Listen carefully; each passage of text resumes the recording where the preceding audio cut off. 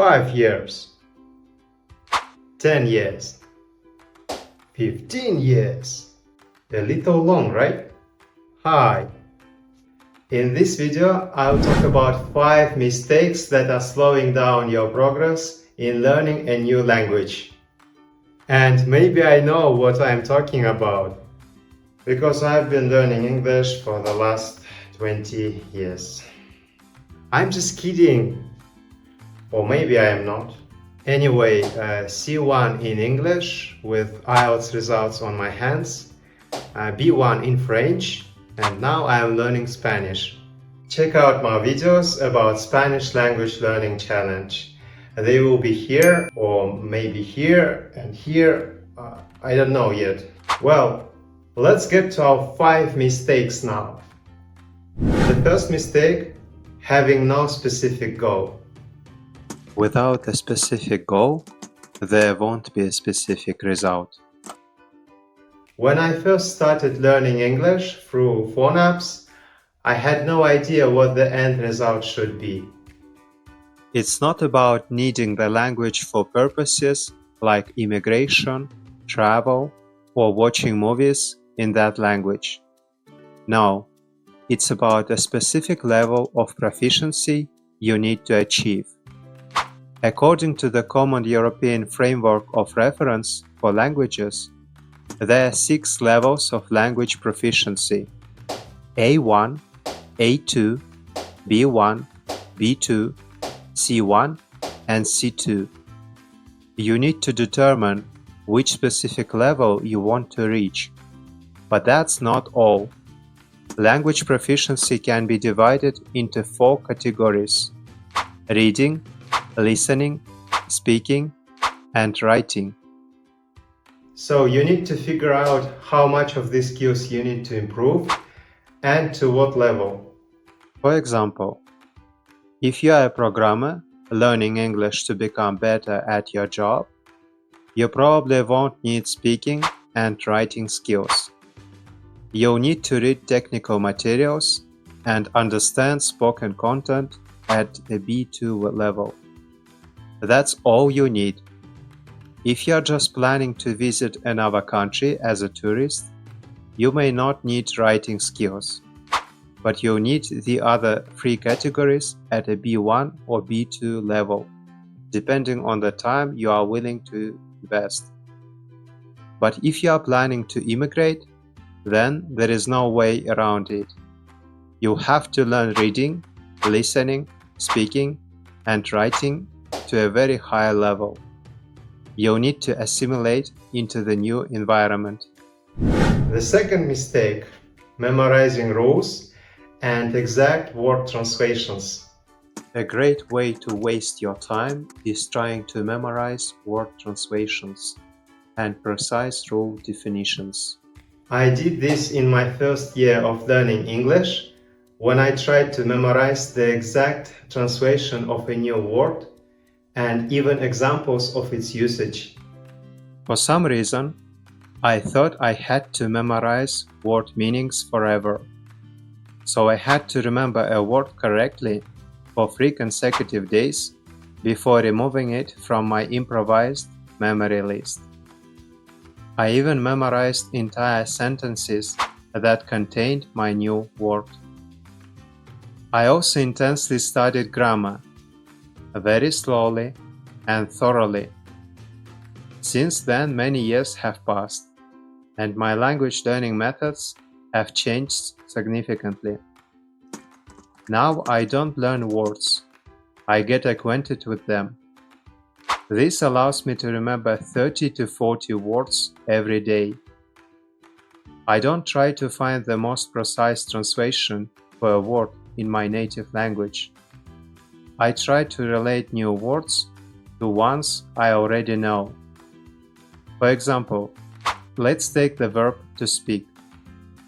We all know it well. What about the verbs mumble, mutter, whisper, confer, converse, chatter, say, talk? These verbs are more or less related to the verb to speak. So I simply remember that all those verbs are all roughly the same as the verb to speak. The same goes for grammar rules. You don't need to memorize them. Just familiarize yourself with them. You won't remember them all in detail anyway. Then, you need to read some books and listen to podcasts. In this way, you'll get real examples of how these rules are used. Gradually, your weak initial foundation in grammar will get stronger because your brain will find it easier to remember all these rules with real examples. The third mistake, not investing enough time. To make rapid progress, you need to invest a lot of time in the language. So if someone tells you that you can attend classes twice a week and see results, it's most likely not true. 15 minutes a day won't work either. There are no magic pills. Want results? Dedicate at least an hour a day to language learning, or even better, 2. Another important aspect of time investment in language is intensity. 200 hours in 6 months is better than 200 hours in a year or 2. For instance, if you read a book every day and encounter a new word, let's say dialogue, the more time you spend per day, the more frequently you encounter dialogue in different contexts, and the faster you grasp its meaning. If you only study for 10 minutes a day, you'll come across dialogue a month later, and it will be new to you again.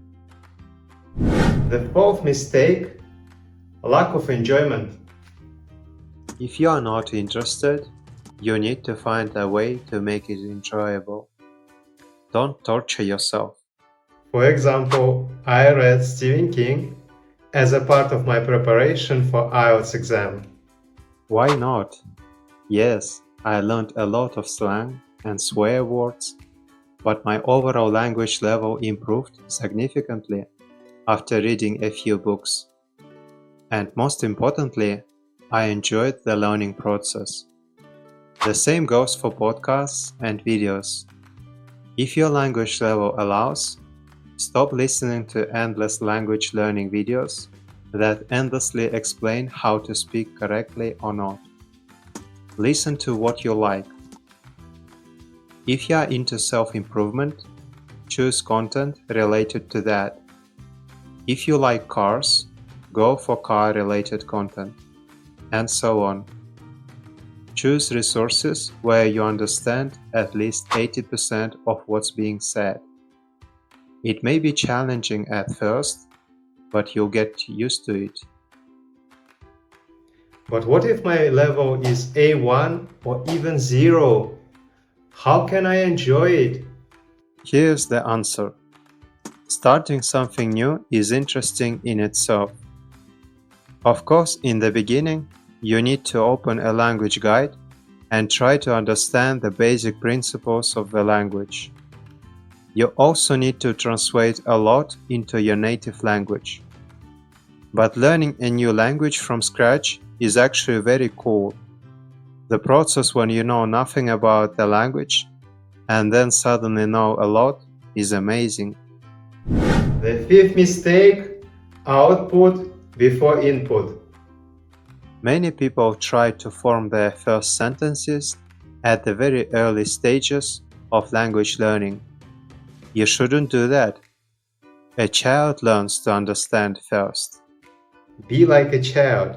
Think like a child. Okay? This is called input. First, get that input, lots of it.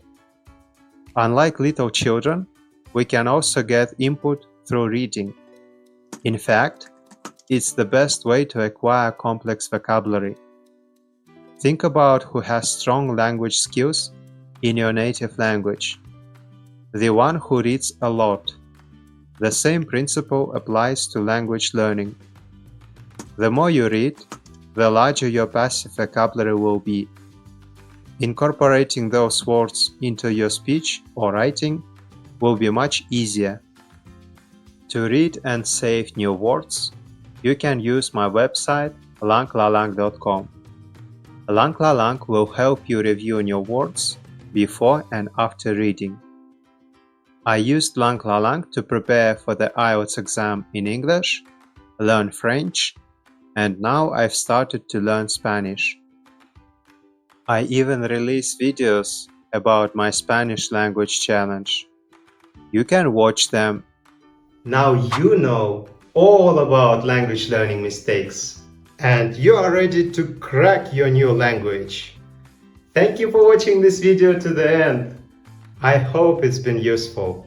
Please give it thumbs up right there.